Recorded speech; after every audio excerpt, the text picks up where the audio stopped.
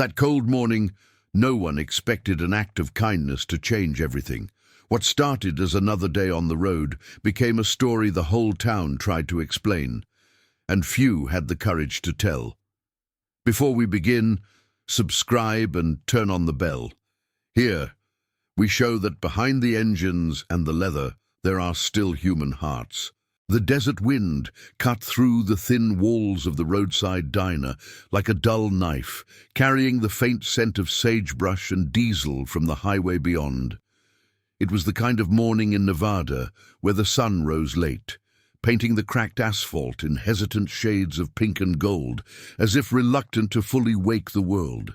Inside the Blue Sage diner, the air hung heavy with the aroma of burnt coffee and sizzling bacon, the fluorescent lights buzzing faintly overhead like distant thunder. A jukebox in the corner played a low, mournful country tune, its notes weaving through the clatter of plates and the murmur of early risers. Truckers nursing hangovers, locals hunched over newspapers, and the occasional drifter staring into a mug like it held answers. Jack Harlan sat at the far end of the counter, his broad shoulders slumped under the weight of a faded leather vest patched with the Iron Hawk's emblem. A weathered hawk in mid-flight, wings spread against a stormy sky. He was a man built like the trucks he once drove, his hands calloused from years of wrenching engines and gripping handlebars, now wrapped loosely around a chipped ceramic mug. Steam rose in lazy curls, but he hadn't taken a sip.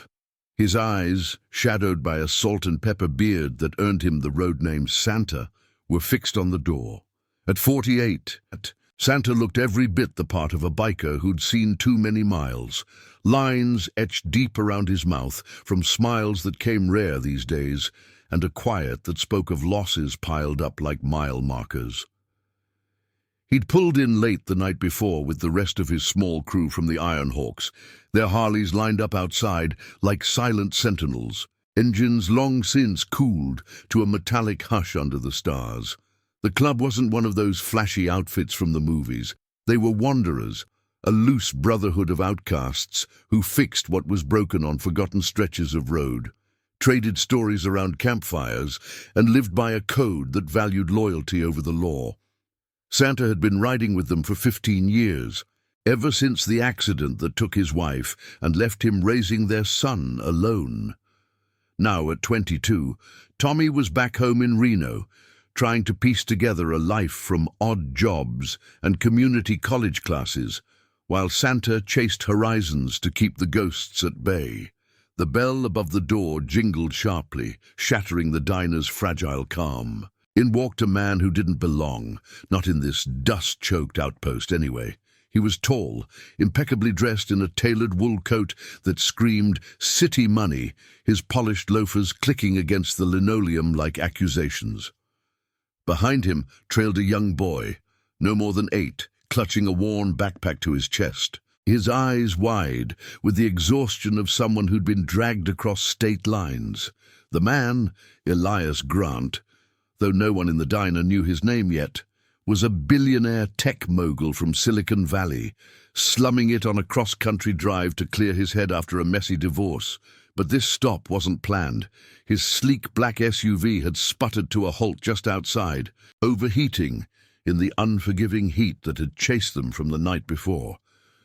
Grant scanned the room with the disdain of a man used to 5-star lobbies, his nose wrinkling at the grease-stained menus and the faded neon sign flickering, "Open 24/7. He approached the counter, the boy trailing hesitantly, and rapped his knuckles on the Formica top. The waitress, Maria, a single mother in her 30s with tired eyes and a name tag pinned crookedly to her apron, wiped her hands on a rag and forced a smile. "Morning. What can I get you?" "Coffee, black, and something for the kid, whatever passes for breakfast here." Grant's voice was clipped, efficient, like he was ordering from a boardroom. He didn't look at the boy, who hovered by his side, fingers twisting the strap of his backpack.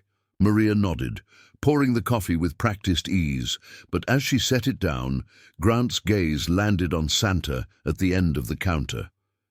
The biker's vest, The faint tattoo peeking from his sleeve, a faded anchor from his Navy days, drew a scoff. "Charming place, full of locals." Santa didn't react at first, just let the words hang in the air like exhaust fumes. He'd heard worse. The Iron Hawks were used to being sized up as trouble on two wheels, leather-clad phantoms who roared through small towns and left whispers in their wake. But something in the boy's face tugged at him, the way the kid's shoulders hunched, as if bracing for a storm. Santa shifted on his stool, the leather creaking softly, and met Grant's eyes for a brief moment. No challenge, just a quiet assessment. The trouble started small, as it often did. Grant, impatient with the wait for his food, snapped at Maria when she brought the wrong order. A simple plate of eggs and toast instead of the organic nonsense he demanded. "Do you even know what you're doing here? This is inedible." His voice rose, sharp enough to turn heads, and the boy shrank back, eyes darting to the floor. Maria's hands trembled as she reached for the plate, her cheeks flushing under the fluorescent glare. "I'm sorry, sir. I'll fix it right away."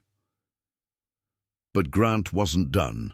He leaned in, his tone dripping with condescension. "You people always think service is optional.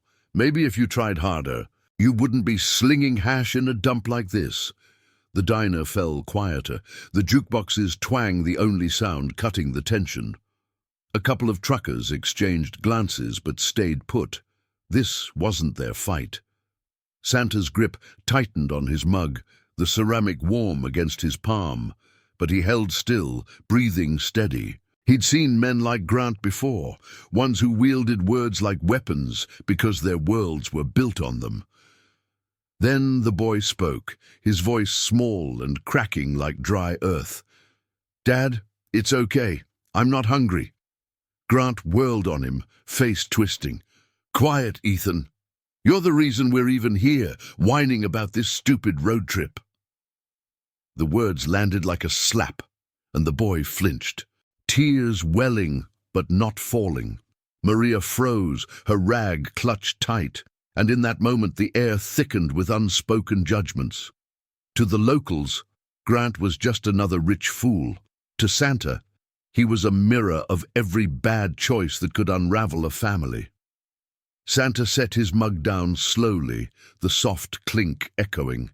He rose, his boots heavy on the floor, and walked the length of the counter, not rushing, not threatening, just moving with the deliberate grace of a man who'd carried heavier burdens. The wind outside picked up, rattling the windows, as if the desert itself held its breath. Grant noticed him then, straightening with a smirk. "What do you want, biker? This doesn't concern you."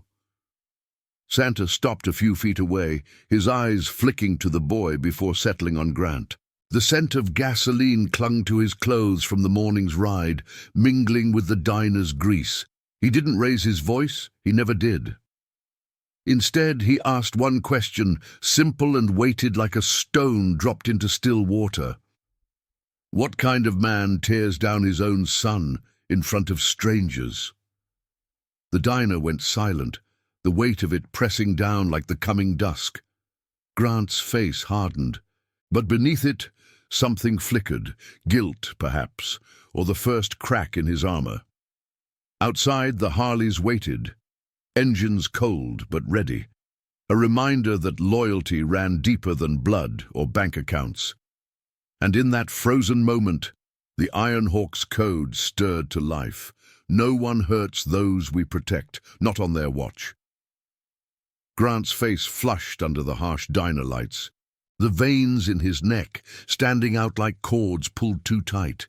He opened his mouth, but no words came at first, just a sharp intake of breath that hung in the stale air, mingling with the sizzle of bacon on the grill behind the counter. The boy's eyes, wide and unblinking, darted between his father and the stranger in leather, his small fingers digging into the backpack strap until the knuckles whitened. Maria stood frozen, her rag twisted in her hands, the faint tremor in her arms, betraying the exhaustion of too many shifts and too few apologies from customers like this one. Santa didn't press, he never did. He just stood there, his frame filling the space without crowding it. The faint scent of road dust and engine oil wafting from his vest like a signature. The Iron Hawk's patch caught the light, the hawk's wings seeming to flex in the flicker of the neon sign outside. From the booths, a few heads turned, curious, wary, but no one moved. In places like the Blue Sage, confrontations simmered like coffee left too long on the burner. They rarely boiled over unless pushed. "You don't know anything about me," Grant finally spat, his voice low but edged, with the kind of authority that came from boardrooms and private jets. He glanced at the boy, Ethan, though Santa would learn the name later, and something in his posture softened for a split second, a fleeting shadow of regret crossing his features before the mask snapped back. "This is family business. Stay out of it." The words landed heavy, but Santa's expression didn't change. He nodded once, slowly, as if acknowledging a truth they'd both glimpsed. "Family's the only business that matters," he said quietly, his voice roughened by years of wind and shouted orders over revving engines. He turned back toward his stool, but not before crouching slightly to Ethan's level, his knees creaking like old leather. "You like motorcycles, kid?" The question was gentle, almost lost in the hum of the jukebox, but Ethan's nod was immediate, tentative, his eyes lighting with a spark that hadn't been there before. Grant huffed, pulling out his phone with a flourish, thumbs flying across the screen as if summoning rescue from the digital ether. "I'll have a tow truck here in 10 minutes. We're leaving this godforsaken hole." He shoved a $50 bill across the counter at Maria, who took it with numb fingers, her gaze lingering on the boy as Grant steered him toward the door. The bell jingled again, colder this time, and the diner exhaled. Conversations resuming in murmurs, Maria leaned against the counter, wiping a bead of sweat from her brow with the back of her hand. She'd been at the Blue Sage for 6 years, ever since her husband walked out, leaving her with a toddler and a stack of medical bills from his accident. The tips were meager, the hours endless, but it was steady. Unlike the men who rolled through promising the world and delivering nothing, she glanced at Santa, her voice barely above a whisper. "Thanks for that. Most folks just watch." Santa shrugged, settling back onto his stool, the wood groaning under his weight. "No thanks needed. Kid didn't deserve it." He finally sipped his coffee, the bitterness grounding him as the caffeine chased away the morning chill. Outside, through the grimy window, he could see Grant pacing beside the SUV, phone pressed to his ear, while Ethan sat on the curb, backpack in his lap, tracing patterns in the gravel with a stick. The door swung open again, this time admitting 2 of Santa's crew, Rico and Lena, from the Iron Hawks. Rico was a wiry mechanic in his 30s, tattoos snaking up his arms like vines, his dark hair tied back with a bandana stained from grease. He'd lost his sister to a bad crowd years ago and rode to keep the wanderlust from turning into something darker. Lena, tougher on the outside with her cropped hair and scarred knuckles from a bar fight she regretted, was the heart of their small pack. A former nurse who'd left the city after burnout, now fixing bikes and bandaging egos with equal care. They slid onto stools beside Santa, the air shifting with the fresh bite of desert wind clinging to their jackets. "Rough start to the day?" Rico asked, nodding toward the window where Grant's silhouette gesticulated wildly. He ordered eggs without looking at the menu, his eyes scanning the room like he was mapping escape routes. Santa recounted the exchange in clipped words, his hands gesturing minimally, calluses catching the light. Lena listened, her fork pausing midway to her mouth, a furrow deepening between her brows. "Rich prick thinks money buys manners," she muttered, but there was no heat in it. Just the quiet weariness of someone who'd seen too many judgments leveled at their kind. The Iron Hawks weren't outlaws. They towed stranded vehicles on back roads, volunteered at food banks in dusty towns, and kept an eye on the vulnerable without fanfare.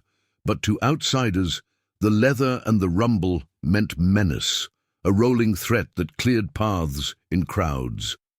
Maria refilled their coffees without asking, her movements efficient but her eyes holding a question. "You all heading out soon? Roads are clear, but there's a storm brewing east." Probably stick around till noon," Santa replied, glancing at the horizon where clouds gathered like unspoken regrets.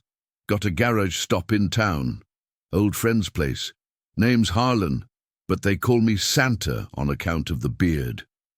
He tugged at it self-consciously, a half-smile cracking his face. It was a nickname that stuck after he'd played the part one Christmas, delivering toys to kids in a trailer park after a fire. The memory tugged at him now, sharp as the wind. Tommy had been 5 then, wide-eyed and laughing, before the years pulled them apart. Rico chuckled softly, but Lena's gaze drifted to the window where Ethan had stood, waving tentatively at a passing semi. "That boy's carrying more than that backpack," she said, her voice laced with the compassion that bound their brotherhood. They'd all been that boy once, adrift, judged, finding solace in the roar of engines and the steady hum of loyalty. As the morning wore on, the diner filled with its rhythm, plates clinking, orders called, the distant whine of a semi-shifting gears on the highway. Santa watched the SUV get towed away toward the edge of town, Grant's frustration visible even from afar, but it was Ethan's face that lingered in his mind, the quiet plea for understanding amid the humiliation. The Iron Hawks finished their meal in companionable silence, the weight of the road ahead pressing like the gathering clouds. They paid with exact change, leaving a generous tip folded under the salt shaker, a small act in a world that demanded more. Outside, the Harleys waited, chrome glinting under the strengthening sun. Santa straddled his bike, the familiar vibration thrumming through him as he kicked it to life. The engine's low growl was a promise, a reminder that some justices were served not with fists, but with the steady turn of wheels, carrying you toward those who needed protecting. As they pulled out, dust kicking up in lazy spirals, the desert stretched endless, hiding stories in its folds, stories of single dads holding on, billionaires unraveling, and strangers who chose kindness over indifference. The town of Blue Sage faded in the mirrors, but the morning's echo remained, a quiet call to the code that defined them. The sun climbed higher over the Nevada flats, turning the blacktop into a shimmering ribbon that stretched toward the horizon, like a promise half-kept. Santa led the Iron Hawks out of Blue Sage, his Harley purring steady beneath him, the vibration humming through his bones and chasing away the diner's lingering chill. Rico flanked his left, Lena on the right, their bikes forming a loose V that cut through the wind with practiced ease. The desert air whipped at their faces, carrying the dry tang of creosote bushes and the faint, acrid bite of exhaust from a distant 18-wheeler. No one spoke over the roar. Words were for stops, not the open road, where the silence between engines spoke volumes. They'd planned a detour to Harlan's garage on the outskirts of town, a squat cinder-block building with rusted bay doors and a hand-painted sign that peeled at the edges like old skin. Old Harlan, no relation to Santa despite the name, was a fixture in these parts.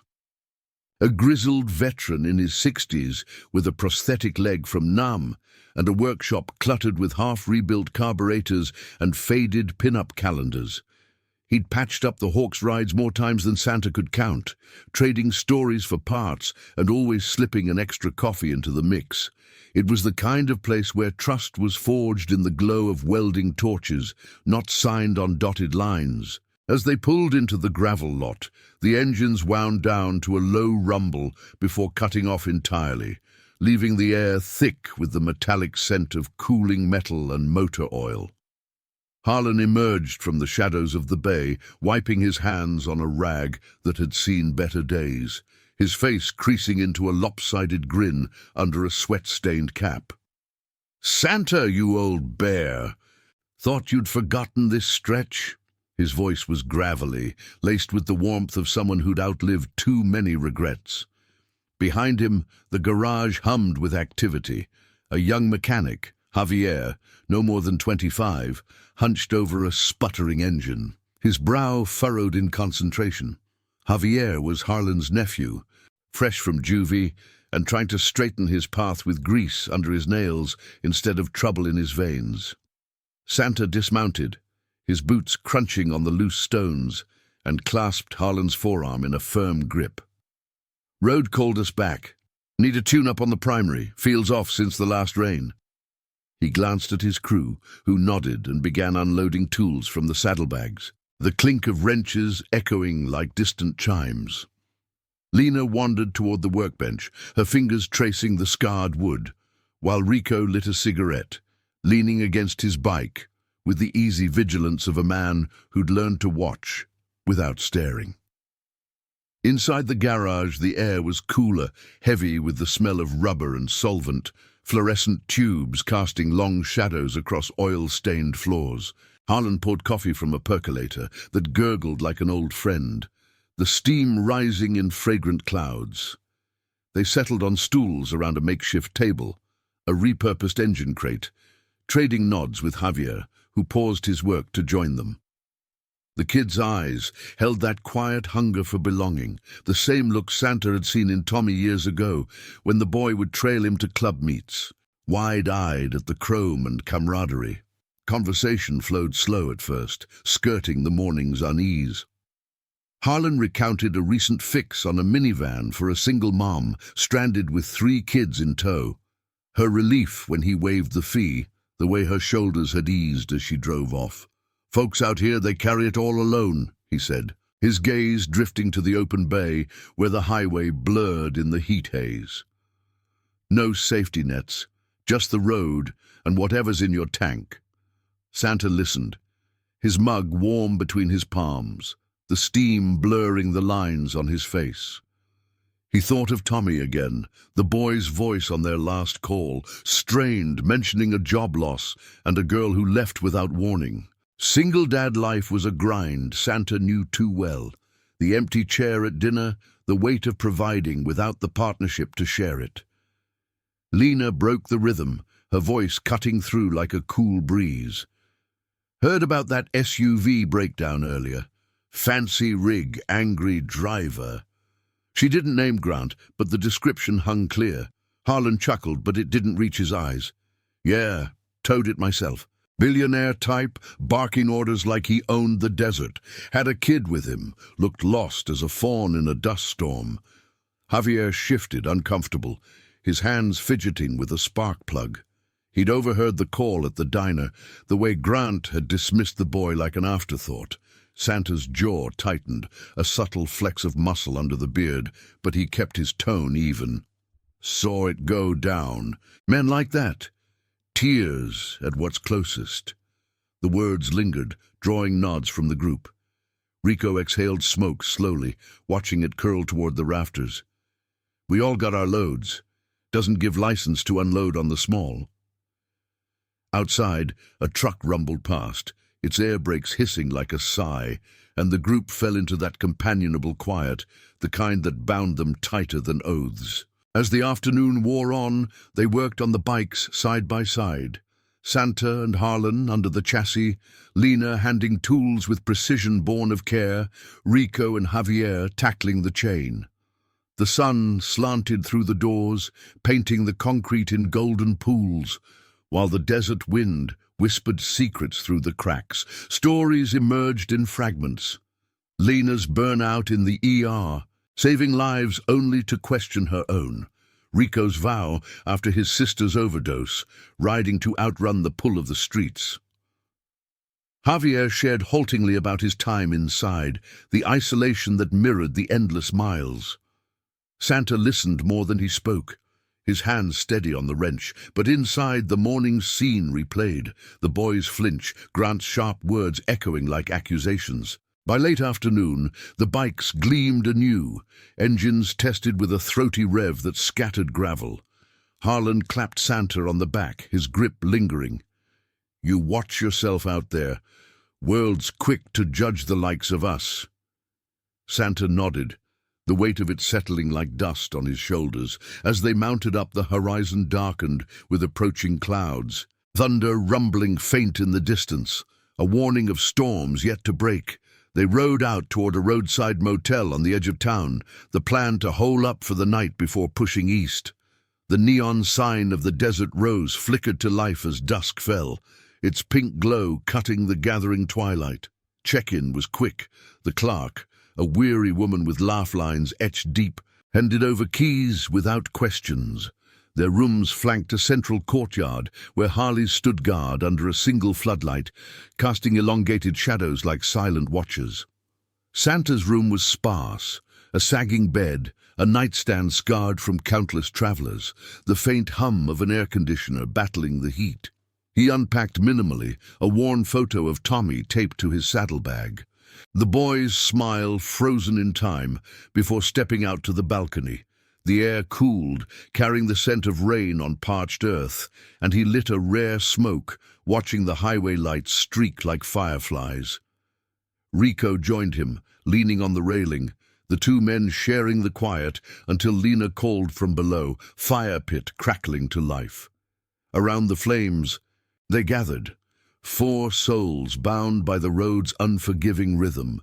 Stories turned to the day's encounter, voices low against the night's hush. "That kid," Lena said, poking the embers, sparks rising like fleeting hopes, "reminds me of the ones we pull over, scared but holding on." Santa stared into the fire, the warmth flickering across his face, illuminating the lines of old grief.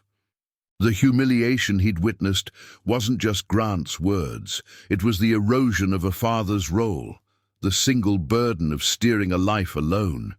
He'd been there, after the accident, nights questioning if he was enough for Tommy. Thunder rolled closer, the first drops pattering on the motel's tin roof, turning the air electric. As the rain intensified, drumming a steady beat, Santa felt the pull of the code deepen. The Iron Hawks weren't heroes in leather. They were the quiet enforcers of compassion, stepping in where judgment blinded others.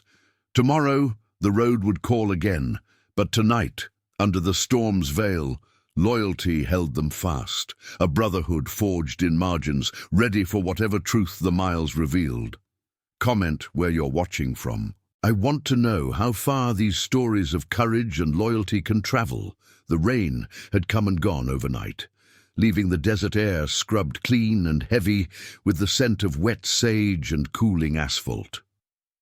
Dawn broke grey over the Desert Rose Motel, the courtyard pooling with shallow puddles that mirrored the bruised sky.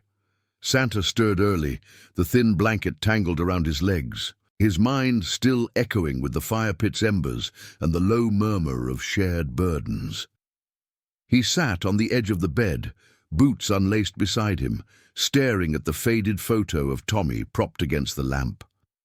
The boy's grin, captured on a sunny afternoon at a county fair years ago, seemed to question the miles between them, why the road always pulled harder than home.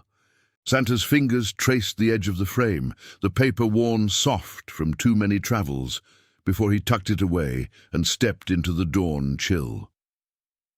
Outside, the Harleys stood dripping, chrome dulled by the night's downpour. Rico was already up, tinkering with his chain under the floodlight's dying glow, his breath visible in the crisp air. Lena emerged from her room, shaking water from her jacket. Her cropped hair slicked back like she'd faced worse storms. "Road's slick," she said, voice low, nodding toward the highway, where mist clung to the horizon like a shroud. "Heard the clerk mention a washout east might reroute us." Santa grunted agreement, pulling on his gloves, the leather stiff from the damp. They packed in silence, the ritual as familiar as breathing. Saddlebags secured, engines coaxed to life with a throaty cough that scattered the motel's stray cats. The ride out was cautious, tires hissing over wet pavement, the world blurred by occasional sprays from passing rigs. They skirted the edge of town, the neon signs of blue sage now dark and lifeless in the morning light, their promise faded like yesterday's headlines. Harlan's garage came into view sooner than expected, a beacon amid the scrub, perhaps a last check before the open stretch. But as they pulled into the lot, the bay doors stood open, and there, amid the clutter of tool benches and oil drums, sat Grant's black SUV, hood propped like a wounded animal. Steam no longer rose, but the engine's innards gleamed exposed under Javier's careful hands. Harlan barking instructions from his stool. Grant paced the perimeter, his wool coat discarded over a chair, sleeves rolled up on a crisp shirt now smudged with grease. Ethan huddled nearby on a milk crate, backpack at his feet, kicking idly at a pebble while pretending to read a crumpled comic from the glove box. The boy's face was drawn, shadows under his eyes from a night in whatever roadside flop they'd found after the tow. Grant's voice cut sharp through the garage's hum, laced with the fraying edge of a man unaccustomed to waiting. "This is ridiculous. I have a meeting in Vegas tomorrow. Do you even understand the cost of your incompetence?" Harlan didn't rise to it. His prosthetic leg crossed over his knee as he sipped coffee, but Javier flinched, wiping sweat from his brow with a forearm. The kid's hands shook slightly as he tightened a bolt, the weight of the glare pressing like the storm's remnants. Santa killed his engine first, the sudden quiet amplifying the tension, and dismounted with deliberate slowness. Rico and Lena followed, their boots crunching gravel, forming an unspoken line at the bay's edge. Grant's head snapped up, eyes narrowing at the Ironhawk's approach, the leather vests, the beards, the quiet authority that needed no announcement. "You again," Grant said, his tone a whipcrack, but beneath it lurked exhaustion, the lines around his mouth deeper than the diner light had revealed. He straightened, brushing imaginary dust from his slacks as if posture could reclaim control. Ethan looked up too, his gaze locking on Santa with a flicker of recognition, a small nod that carried more warmth than the desert morning. "Engine trouble persisting?" Santa asked, neutral as the mist rolling in, stepping closer without crowding. He nodded to Harlan, who waved them in with a rag, the air inside thick with solvent and the faint metallic tang of coolant. Javier glanced up gratefully, his shoulders easing a fraction. Grant scoffed, but it rang hollow, his hands clenching at his sides. "What do you care? Playing hero now? This place is a joke. Stranded twice in one state because of hacks like these." He gestured broadly, encompassing the garage, the bikers, the boy, everything that didn't fit his polished narrative. Ethan's head ducked, the comic folding in his lap, and the humiliation twisted anew, not just in the words, but in the way Grant's frustration spilled over, lashing at the vulnerable edges of his own life.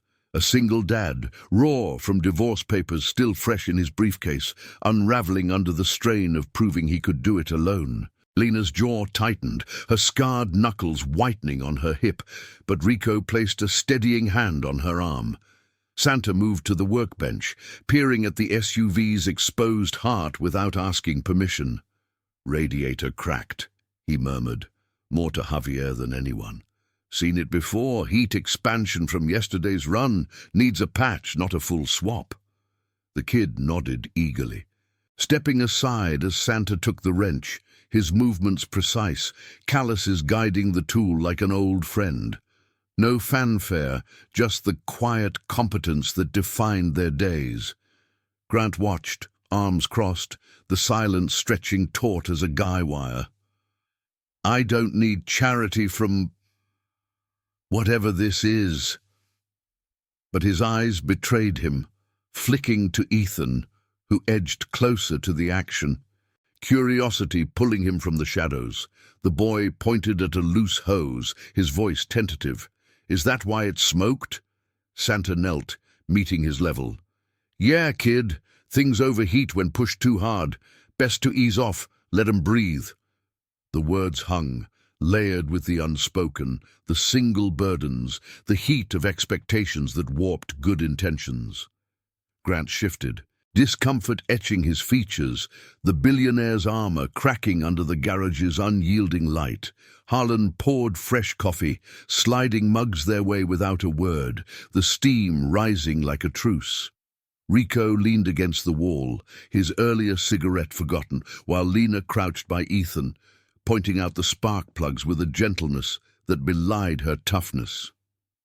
"See how they fire. Keeps the whole thing alive." Tension simmered, Grant's pacing resuming, but slower now, his breaths measured against the drip of a faucet somewhere deep in the shop. He stopped finally, voice dropping. "We're not staying. Fix it fast." Yet he didn't move to pull Ethan away, and in that pause the moral weight settled, the choice to accept help, to shield instead of strike. Santa straightened, wiping his hands, the wrench heavy in his palm. The desert wind picked up outside, rattling a loose panel, carrying the faint rumble of thunder retreating east. As Javier resumed under Santa's guidance, the garage filled with the rhythm of work. Clanks and murmurs, the occasional laugh from Lena drawing a shy smile from Ethan. Grant hovered, silent now, the humiliation of his outburst lingering like oil residue. He'd come here a king in exile, but the road stripped titles, leaving only the raw edges of fatherhood, the guilt of sharp words, the fear of failing alone. Santa felt it echo in his own chest, the ghost of Tommy's unanswered calls, the nights he'd ridden to outrun his shortcomings. By midday, the engine purred tested, the SUV's hood slamming shut with finality. Harlan named a fair price, half what Grant might have paid in the city, and the billionaire pulled out cash without haggling, his fingers lingering on the bills.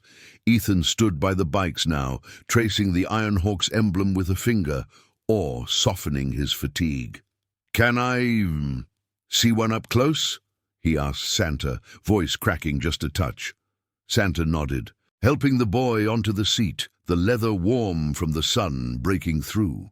Grant watched from the SUV door, something unreadable in his eyes, gratitude warring with pride, the first thread of connection in a tapestry of isolation. As the Hawks mounted up, engines growling to life, the air hummed with possibility, the storm's aftermath yielding to clearer skies. But beneath it, tension coiled tighter, the road ahead promising revelations that could bind or break the fragile peace. The midday sun beat down on the garage lot like a relentless interrogator, turning the gravel into a bed of hot coals that crunched underfoot with every step. Santa eased off the Harley's throttle as they pulled away from Harlan's, the engine's rumble fading into the highway's steady drone. But the encounter lingered in the air like the faint ozone scent of the morning's rain. Ethan had waved from the SUV's window as it rolled out first, his small hand a fleeting anchor in the rearview mirror, while Grant's gaze had followed the bikers, wary, assessing, the crack in his composure widening just enough to let doubt seep through. The Iron Hawks rode in loose formation, the desert wind tugging at their vests, carrying whispers of creosote and distant thunder that never quite arrived. They aimed for a stretch of empty road east of town, where the landscape flattened into endless salt flats, the kind of place where secrets stretched as far as the eye could see. Santa's mind wandered to Tommy again, the photo in his saddlebag, a silent companion, its edges frayed from too many border crossings between duty and distance. He'd promised his son a visit soon, after this run, maybe Reno for a weekend. But the road had a way of stretching promises thin, like taffy pulled by unseen hands. Rico signaled a pull-off at a weathered picnic area, the tables scarred from years of wind and neglect, a lone cottonwood tree offering scant shade. They dismounted, stretching legs numbed by the ride, the sudden quiet amplifying the creak of leather and the distant call of a hawk wheeling overhead. Lena unpacked sandwiches from her pack, simple ham and cheese on store bread, wrapped in wax paper that rustled like old letters. They ate in the sparse shelter of the tree, the bread dry against their tongues, washed down with water from canteens that tasted of metal and sun. Conversation skirted the morning, circling back inevitably. "That Dad," Rico said, wiping crumbs from his beard, his eyes on the horizon where heat waves danced like mirages. "Acting like the world's his boardroom, but the kid, He's the one paying the tab. His voice held no judgment, just the quiet observation of a man who'd pieced his own family back from fragments after loss. Santa nodded, his sandwich half-eaten, appetite dulled by the weight in his chest. He'd seen the flicker in Grant's eyes during the garage fix, the momentary hesitation before the snap, the way his shoulders had slumped when Ethan smiled at the bike.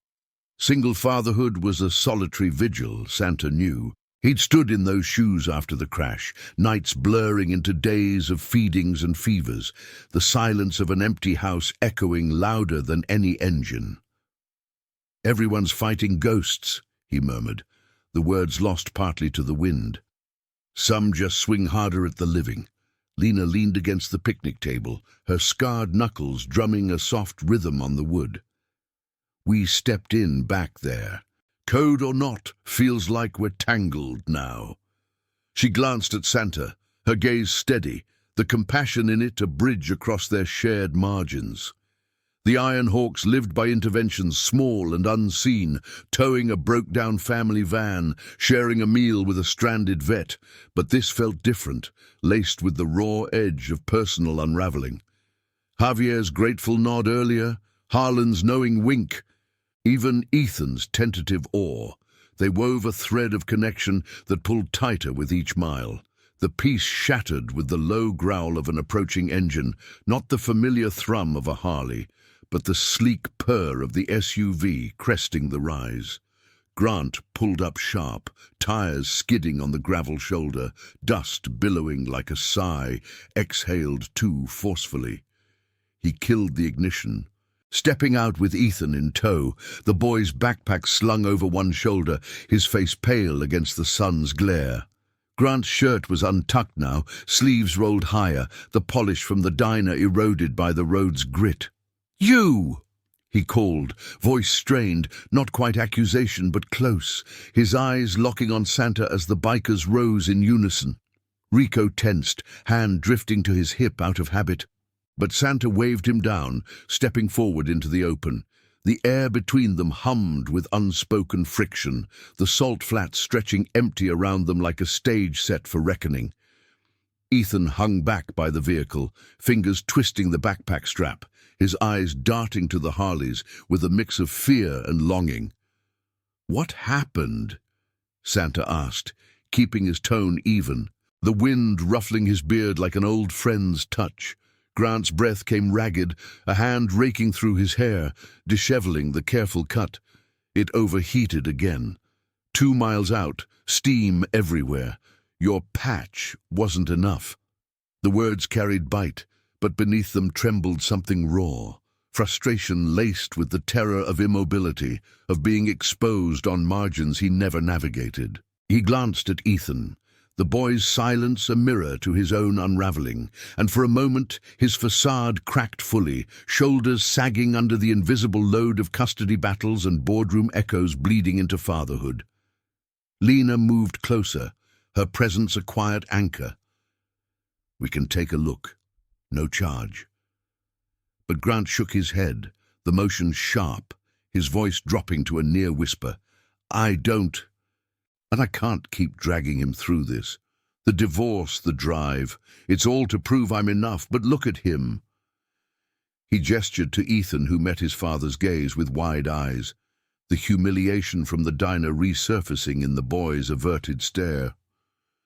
The admission hung heavy, a confession pulled from depths Grant hadn't voiced to anyone, not even his lawyers. Santa felt the pull then, the moral suspense coiling tighter, the choice to walk away or lean in, to offer the compassion that law couldn't touch. He crouched by the SUV's hood as Rico popped it, the engine still ticking with residual heat, the scent of burnt rubber sharp in the air. Ethan edged nearer, peering over Santa's shoulder, his small hand brushing the fender. "It's okay," Santa said softly, not just to the boy, but to the fraying man beside him. "Engines seize when the pressure builds. Back off the gas. Give it space to cool." The words landed layered, Grant's strained breathing the only response at first, his hands clenching at his sides. tension rose like the heat from the asphalt, internal storms brewing in the pauses, loyalty clashing with pride, the biker's code whispering against Grant's isolation. As they worked, tools clinking in the vast quiet, the salt flats watched indifferent, but the air thickened with the promise of shift, a kindness threading through the conflict like veins in weathered stone. Rico handed Santa a gasket, their eyes meeting in silent accord, while Lena knelt by Ethan, sharing a story of a storm that bent but didn't break a young rider's spirit. Grant paced the perimeter, breaths measured now, the weight of his revelation pressing like the sun's descent. He'd built empires on control, but here, amid the dust and leather, control slipped, revealing the single dad beneath, grieving a fractured family, seeking redemption in a road trip turned trial. Santa straightened finally, wiping oil from his hands, the fix temporary but earnest. It'll hold to the next town. From there, real shop. Grant nodded, the gesture small, but his eyes held a flicker of something new. Gratitude shadowed by the storm still gathering. As the SUV rumbled back to life, Ethan turned to Santa, voice barely audible over the idling engines. "Thanks for seeing." The words pierced, a child's unfiltered truth, and Santa's hand paused on his handlebar, the tremor in his chest echoing unspoken guilts of his own. The Hawks mounted up, the formation reforming, but the ride ahead felt heavier, tension escalating in the miles, revelations hovering like the Hawks' distant cry, truths that could reframe the path, binding outcasts in quiet justice. The highway unspooled like a frayed nerve under the relentless afternoon sun, the salt flats giving way to scrub-dotted hills that rose and fell in monotonous waves. Santa rode point, the Harley's steady thrum vibrating through his grip on the handlebars. But his thoughts churned heavier than the dust trailing behind.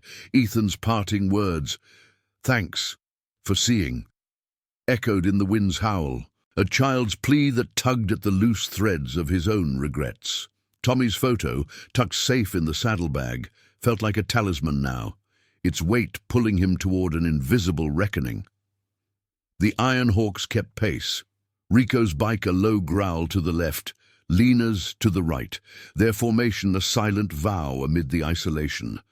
No words passed over the roar, the road demanded focus, but the tension coiled in Santa's chest, a slow burn of moral friction. How far did protection extend before it tangled in personal shadows? They crested a rise near dusk, the sky bruising purple as the sun dipped low, casting long shadows that stretched like accusations across the asphalt. A weathered sign for the rusty spurred diner flickered into view, its neon letters buzzing faintly against the encroaching twilight. Another outpost on the margins, promising coffee and respite before the night swallowed the miles. Santa signaled the pull-off, engines winding down to a husky idle before silence fell, broken only by the tick of cooling metal and the distant cry of a coyote. The air carried the sharp tang of impending rain, mingled with the faint rot of roadside weeds, and they dismounted stiffly, boots scraping gravel as they headed inside. The diner was a relic, checkered floors worn to grey, booths patched with duct tape, the jukebox silent under a layer of dust. A handful of patrons hunched over plates, a lone trucker, a couple of locals nursing beers, the air thick with fryer grease and unspoken weariness. Maria wasn't here, but the waitress behind the counter echoed her. Mid-40s, lines etched from shifts that blurred into years, her smile automatic as she poured refills. Santa slid onto a stool, the vinyl creaking under him, ordering black coffee that arrived steaming in a mug ringed with faint stains. Rico and Lena took the booth nearby, their voices low as they scanned the menu, but Santa's gaze drifted to the window, where the SUV pulled in moments later, its tires crunching to a halt beside the Harleys. Grant emerged first, coat slung over his arm, face taut with the day's accumulating strain. Ethan followed, backpack dragging. his steps hesitant as he scanned the lot, eyes lighting briefly on the bikes before dropping to the ground. Inside, the bell's jingle cut the quiet, heads turning subtly. Grant steered Ethan to a corner booth, his voice already edged as he shrugged off the menu. "Pick something quick. We're not lingering." The boy nodded, fingers tracing the laminate table. But when the waitress approached, Grant overrode Ethan's choice of pancakes with a curt, "Just eggs, and make it fast. I've got calls to make." The words landed sharp, not loud, but enough to draw Santa's attention, the familiar snap of impatience twisting the air. Ethan shrank back, his small frame curling inward, breaths coming shallow as if bracing for the next dismissal. Outside, rain began to patter on the roof, a soft drum that amplified the booth's tension, the neon sign's glow reflecting in the window like a hesitant witness. Santa's hands tightened on his mug, the ceramic warm but unyielding, a tremor running through his fingers, not rage, but the controlled simmer of recognition. He'd stepped in once, twice. The code whispered to walk away now, let the man unravel his own knots. But the boy's averted gaze, the way his shoulders hunched against the humiliation, mirrored Tommy's silences on those late-night calls, the unspoken weight of a son carrying a father's burdens. Rico caught Santa's eye from the booth, a subtle nod of question, while Lena's fork paused midway, her compassion a quiet anchor in the diner's hush. The moral suspense thickened, internal storm brewing. Intervene and risk escalation, or hold back and let the erosion continue, loyalty clashing with the instinct to shield.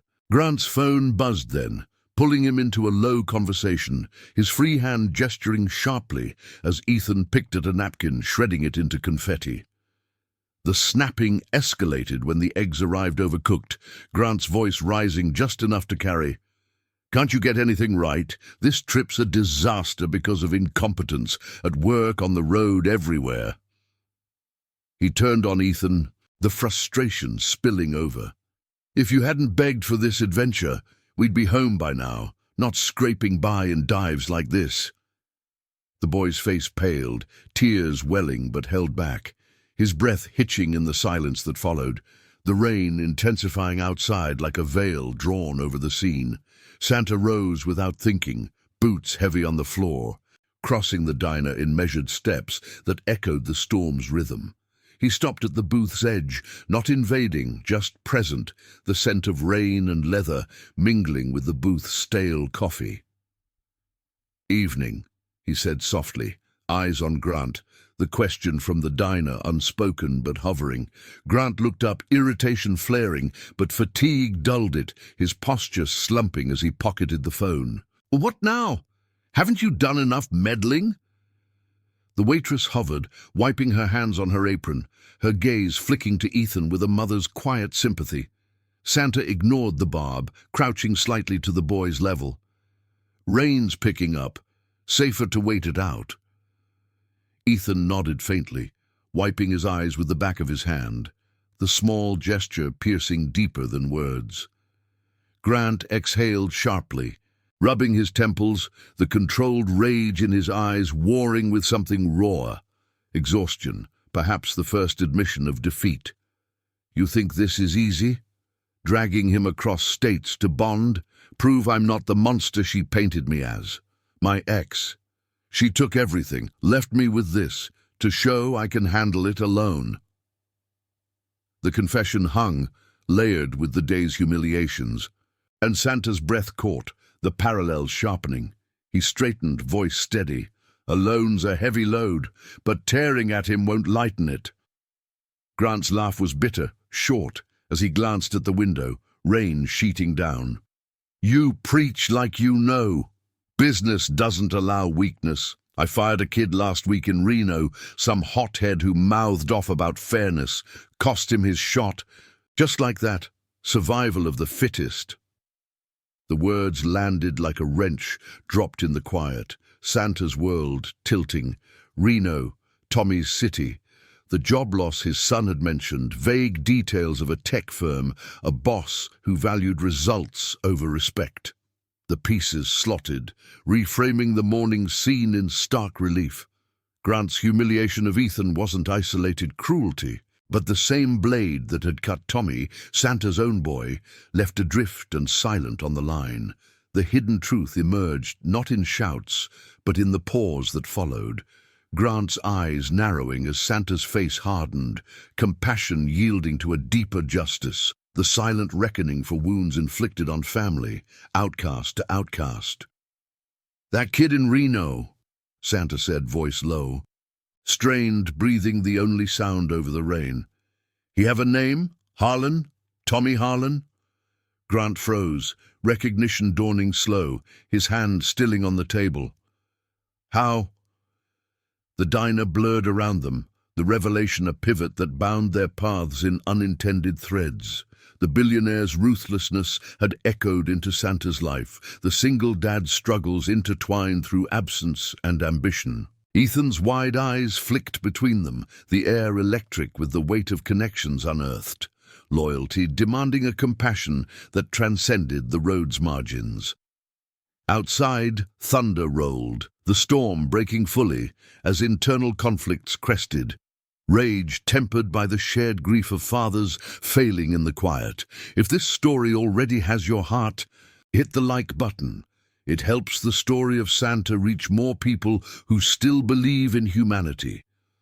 The rain hammered the rusty spur's tin roof like a relentless confession, each drop a punctuation to the silence that gripped the diner booth.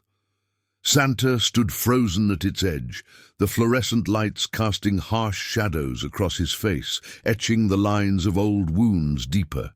Grant's eyes widened fractionally, the color draining from his already pale features, his hand hovering mid-air as if grasping for the words that had just escaped him.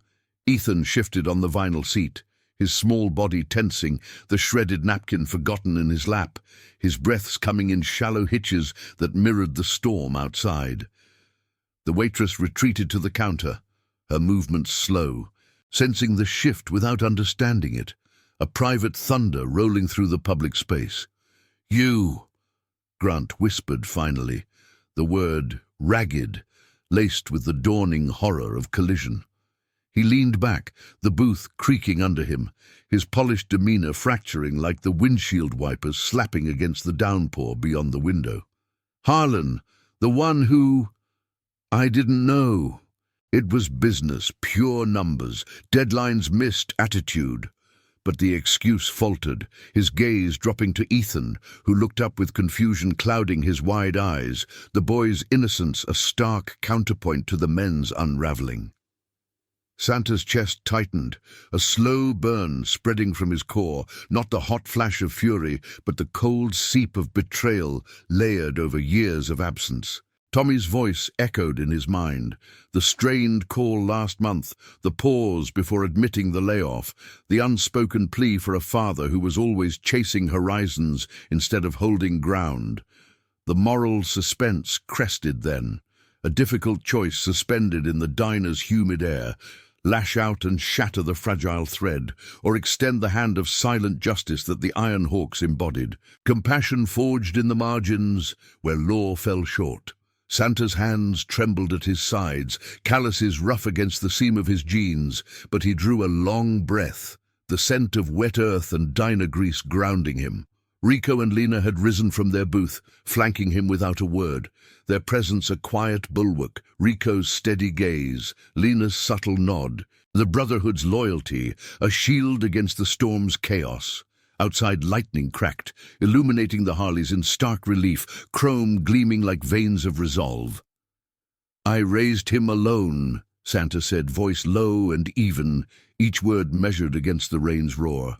"After his mom, gone in a wreck, taught him to fix engines, stand tall. He tried in your world, your rules, your pace. But a man like you cut first, ask later." Grant's face crumpled, not in defiance, but in the raw exposure of a mirror held too close. He rubbed his face, palms pressing into his eyes as if to block the reflection, his breath strained, ragged. The divorce gutted me. She called me absent, ruthless. This trip, to prove to him, to her lawyers, to myself. But I see it now, the way I snap. Ethan's caught the brunt, just like... God, I didn't mean to fire him like that. It was survival, my survival. Ethan reached out then, his small hand touching Grant's arm, a tentative bridge in the tension's wake. "Dad?" The word cracked the air, simple and piercing, drawing Grant's gaze down, tears mingling with the rain's sheen on the window. The boy didn't pull away, his fingers lingering, a flicker of forgiveness in the gesture that no boardroom could script. Santa watched, the sight easing the knot in his chest, compassion threading through the rage like sunlight piercing clouds. The Iron Hawk's code stirred. No one hurts those we protect. But protection extended to the flawed, the outcasts unraveling under their own weights.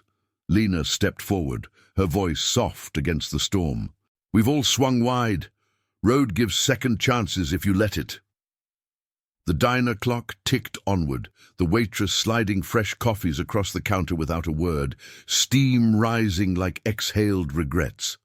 Grant nodded slowly, the motion heavy, his hand covering Ethan's in a grip that trembled with unspoken apology. "What now? I can't undo Reno. Tommy, your son. I'll call HR, reinstate him, back pay. Whatever it takes." Santa held his gaze, the offer hanging between them, not a transaction but a step toward redemption. He thought of Tommy's laugh, the way the boy mended bikes in their Reno garage, dreams deferred but not destroyed. Start with a call, then talk to him like a man, not a boss. The words landed gentle, the controlled rage yielding to deep empathy. The single dads recognizing their shared margins, grief unspoken, loyalty tested by absence. As the rain eased to a drizzle, pattering softly on the asphalt outside, the group migrated to the lot, engines cooling in the twilight's hush. Rico and Lena worked quietly on the SUV's reluctant starter, tools clinking in rhythmic assurance, while Ethan sat on a Harley seat swinging his legs, the backpack at his feet like shed armor. Grant stood aside, phone to his ear, voice low as he navigated the corporate labyrinth from afar, apologies voiced, positions offered, the first threads of amends woven in the desert's forgiving dusk. Santa leaned against his bike, the metal warm from the day's ride, watching the scene unfold. The humiliation that had sparked it all. The diner snap. The garage glare. Reframed now through connection, hidden pasts surfacing to bind rather than break. Night fell fully, stars pricking the clearing sky like distant campfires, the air cooling to carry the scent of wet sage and oiled leather. The SUV purred to life at last, headlights cutting the dark, illuminating faces softened by the ordeal. Grant extended a hand to Santa, the grip firm but humble, no words needed in the exchange. Ethan hugged Lena briefly, then climbed in, waving from the window as they pulled onto the highway, taillights fading into the endless black. The Iron Hawks lingered a moment, the weight of survival settling like dew, loyalty not in grand gestures, but in the quiet acts that mended what society overlooked. They rode out under the emerging moon, engines humming a low hymn to forgiveness, the road ahead stretching toward Reno and reckonings yet to come. In the rear view, the rusty spur's neon flickered farewell, a beacon for outcasts finding their way. The desert wind whispered of second chances, carrying the echo of engines into the night where humanity lingered in the spaces between. Subscribe for more stories of compassion, justice, and redemption. Thank you for watching the case of Santa watched the single dad being humiliated. Then he asked the billionaire one question. See you in the next one.